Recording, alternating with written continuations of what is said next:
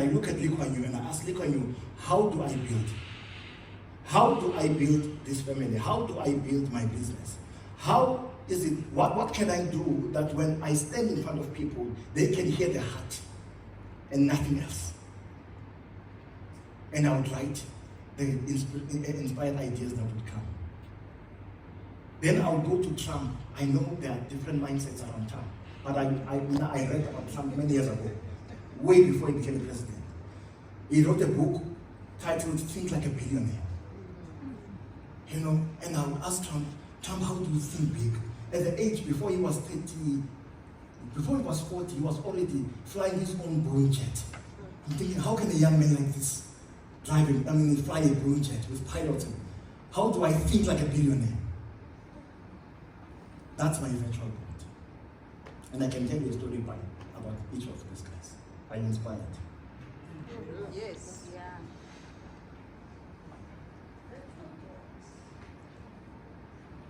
So some of the people that will empower your life, you don't have to meet them in person. You can listen to these people. Their spirit can be imparted in you, and you can think in that fashion.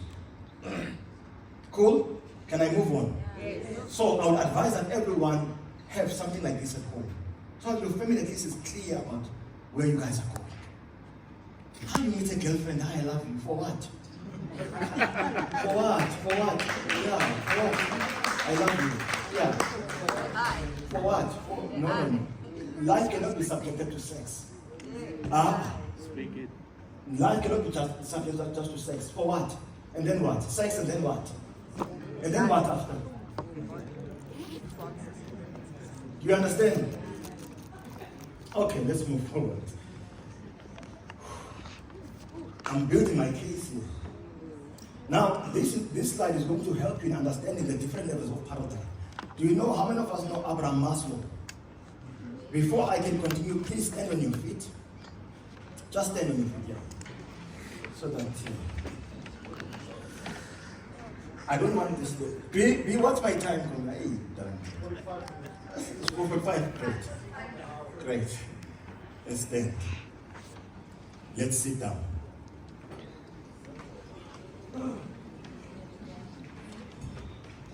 Moses, sit down in your class. This is a master class. Stand again.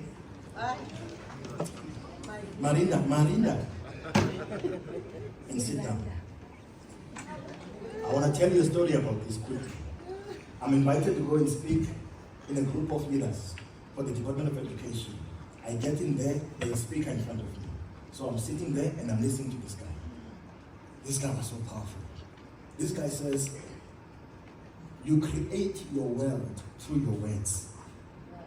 I thought to myself, what does it mean? He says, you create your words. Well, I was talking to Bulan about it yesterday. You create your world through your what? Your words. Now he says,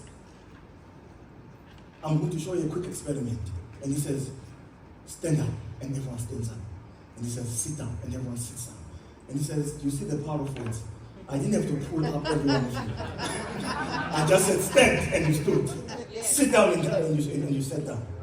Those are the power of it. So you must be intentional even what you say. So 99% of the time, for example, you are thinking. It's called self-talk. So as I'm talking to you now, you are thinking. Is it right, is it wrong, asking, answering, and concluding, which is fine. So you are thinking all the time. So the quality of what you are thinking about determines what you produce. So some of you will be challenged after this talk to share some of the relationships that are around you. Because you are the sum total of the 5 people around you. I do have friends, but I don't like to see my friends every day.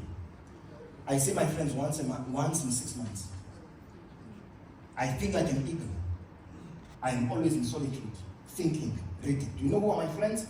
The books I read, the stuff I watch. Those are my friends. So that by the time I sleep, I'm a different person. I'm intentional. So when you do that on a day-to-day basis, there is no need to be inspired by anyone outside of that space, because you've created your own energy system. Your mission is reinforced by what you are creating. So, Abraham Maslow, hierarchy of needs, we know it, and there's a gentleman called Richard Barrett.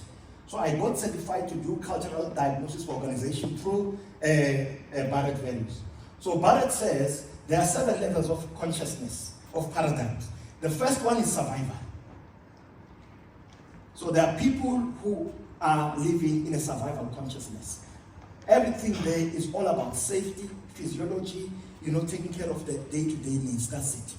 Nothing more. People who think in this paradigm, and okay, let me put it this way.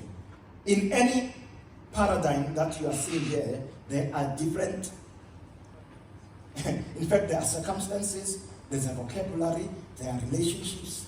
So everything is an ecosystem of that paradigm. People who are thinking a particular way, they talk in a different way. People who are rich do the same. They think in a particular way, they talk in a particular way. I remember I used to mentor a group of young men from a place called Spunzane in East London. So these young men came from poverty-stricken backgrounds. So I said to these men, I'm going to show you something that can change your life. And I said to them, if you have 20 rands, walk to Vincent with that 20 rand. Go to Mark and Bean, sit there. The waiter will come to attend you. Ask them for water with lemon. It's for free, don't worry. Yeah. And I'll say to them, when you get that water, don't come with the tendencies as a sponsor. Sip that water slowly.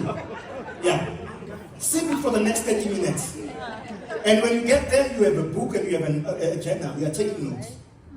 And I'll say to them, then you start, getting this, feed yourself this information.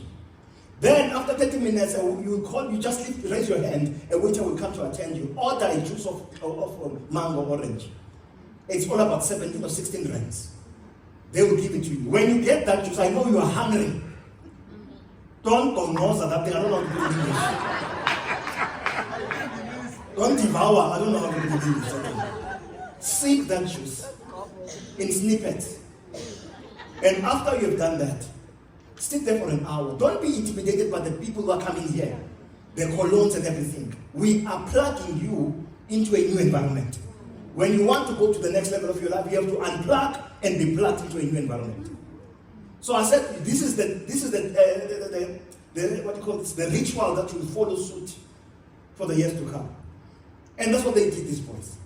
And I would say to them, then after an hour, after I had been drank and been tormented by that juice, that you want to devour, then ask for a waiter to say, can you please bring a bill? They will bring a bill. That thing is about 17 rands. Take that bill.